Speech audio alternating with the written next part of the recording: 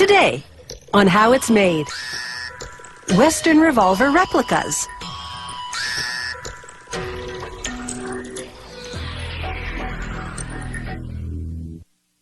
In the American Wild West, the gun ruled, and that gun was usually a six-shooter revolver. Today, replicas of those revolvers can take you back to Dodge City, and they do, at cowboy shooting competitions. It's a chance to engage in a little old-fashioned gun slinging, for old time's sake.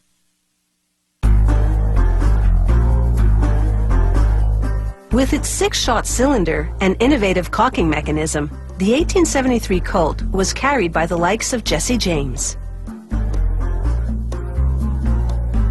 They start these authentic replicas by shaping and machining the gun's frame.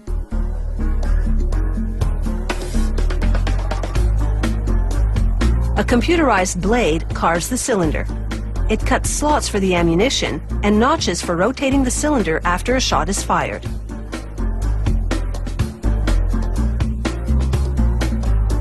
A technician files down rough edges so the parts will fit together perfectly. He then screws the curved grip and the trigger guard to the frame.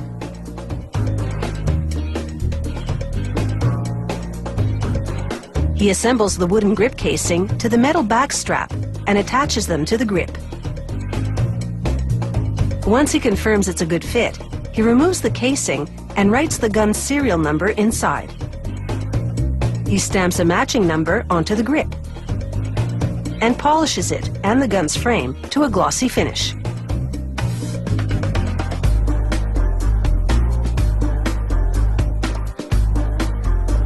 He now rolls the model number and other identifying information onto the gun's barrel. To add a bit of flourish, an artist engraves designs copying the artwork of an original Colt.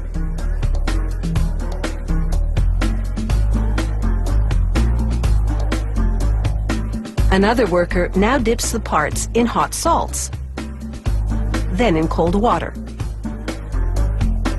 A reaction occurs that both hardens the parts a bit and tints them. In this case, they turn a bronze color. This is called color case hardening. The grip and trigger guard have been removed from the gun frame for color casing. This makes it easier for the technician to install the cartridge loading gate on the frame. He files down the mechanism for rotating the cylinder to make the dimensions perfect. He then inserts a bushing and a pin in the cylinder's center. He uses that pin to install the cylinder in the gun frame. The pin will also serve as the axis for the cylinder to revolve on. He slides a couple of test slugs into the chambers to confirm the gap between the cylinder and the gun frame is spot on.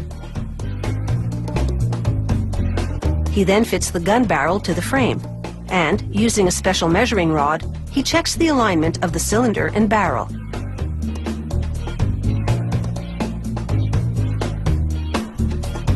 He tightens the barrel to the gun frame using a stick as a lever.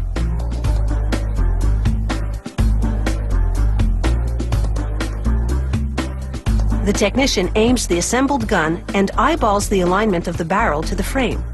Once he's certain the configuration is right on target, he installs the gun's hammer and trigger.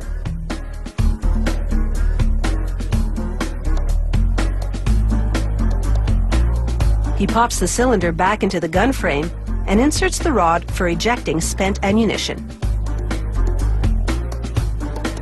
He screws a spring into the side of the hammer and cocks it in its 3 different positions to verify that it's in working order. He then reattaches the grip and trigger guard. He assembles a flat spring to the curved grip. This is the main spring. It transfers energy from the trigger to the hammer to cause the revolver to fire.